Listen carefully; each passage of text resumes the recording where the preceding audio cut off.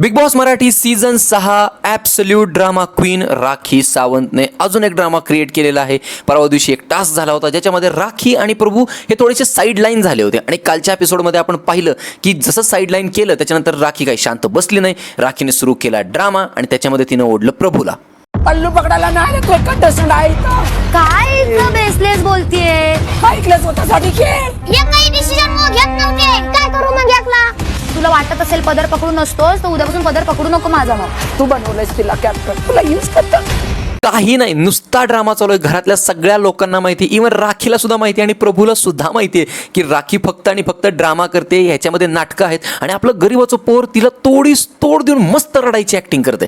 सगळ्यांना माहिती आहे हे सगळेजण ॲक्टिंग करत होते, पण याचा परिणाम हा झाला की प्रभूने एक गोल्डन की चोरली. आय गेस ती प्राजक्ताची होती आणि ती वर टाकून दिलेली आहे, ज्याच्यामुळे आता प्राजक्ताकडे गोल्डन की नाही आहे. आणि फन फॅक्ट असा की ही गोष्ट अजून प्राजक्ताला माहिती सुद्धा नाही आहे. आता ही गोष्ट कधी समोर येणार की भाऊच्या धक्क्यावर भाऊ हे गोष्ट सगळ्यांना सांगणार हे आपल्याला आजच बघायला मिळेल.